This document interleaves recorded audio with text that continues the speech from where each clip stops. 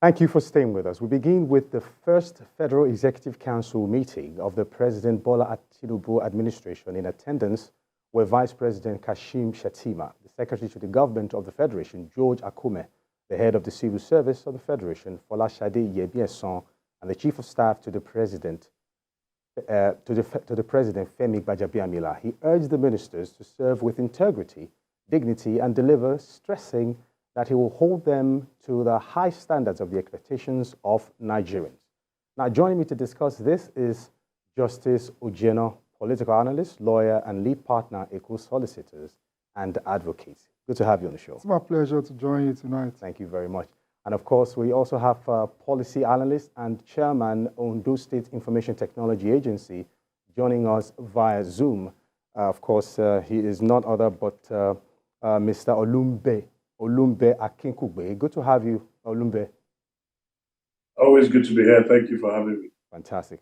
All right, just so I'll begin with you very quickly. Now, the president is really stern about performance at this time. Now, for the first time, are we going to be seeing a benchmark with a time frame on how the ministers will carry out their duty? He has actually made it very clear today, as clear as day, that they have 3 years, and if they don't perform within 3 years, that they should consider themselves out. And I think he also stipulated a shorter time period within which to do that. I feel that it is good that he mentions it to their ears as early as possible, because we don't want a situation where cabinet members who are redundant are rewarded with another term, as we've seen in past governments.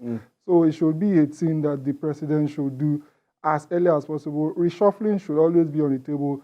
Firing should also be on the table, so that once people see that, okay, they are not going to be rewarded when they are mediocre, they will be forced to sit up. All right, let me quickly get on to my other guest. Olumbe, are you there? Quickly, now, this is the first time we are seeing more ministers compared to what we used to have. So obviously, we are looking at a bloated cabinet. So how effective would reducing the high cost of governance play out in this scenario? Right. Well, yes, indeed, you're right. It is a higher number of ministers than we're normally used to. That's obviously because we needed to accommodate, or the government rather, needed to accommodate an all-inclusive type of approach to selecting the ministers. Also, some ministries were split because underscoring the importance and the agenda of this government, particularly you think about the Ministry of Youth, which was separated from the Ministry of Youth and Sports. So it tells you the kind of importance that some of those ministries have. Of particular note, again, is the marine transportation and the blue economy. So definitely there's been a lot of thought into creating these additional ministries. So rather than see it as bloated, I actually see it as taking time and attention to those areas that require development and concentration.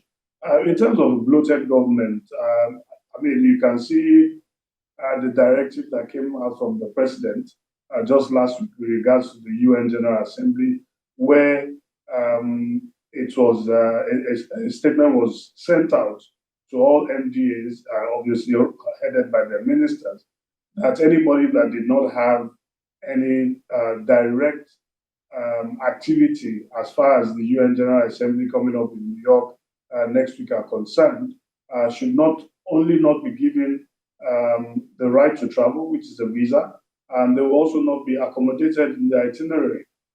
So these are clear steps that shows that despite the fact that we have an increase in numbers, it doesn't necessarily translate to bloated governance. And I think the UN GA directive has basically shown how the government intends to tackle the issue of government expenses with regards to ministries, departments, and agencies of government. Oh, thank you very much. Now, Justice Ojeno, in developed countries, when you do not perform, office holders, they honorably resign. I mean, why is it difficult for our own people to honorably just resign from office when you're not performing? Should it get to the point of firing you when you don't perform? It is the perks of office. The perks of office, they are so attached to it. Aside the fact that a lot of times their salaries are bloated, they also get revenues through some other means, sometimes correct, sometimes incorrect. So because of that, they almost do anything and everything in order to be able to get such offices and retain it, even when they are being shamed. Aside the fact they are not even performing, sometimes people tell them, sorry, pack your bags and go, you are not delivering on your deliverables, and they still feel that, okay, they have to die there. It's unfortunate that that's our approach.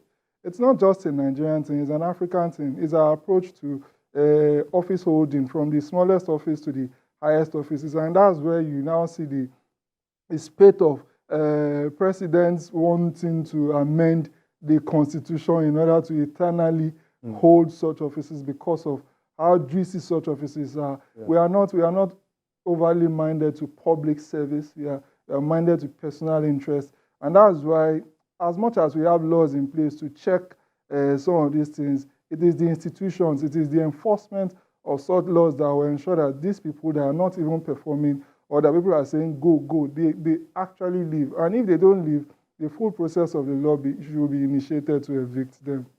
All right.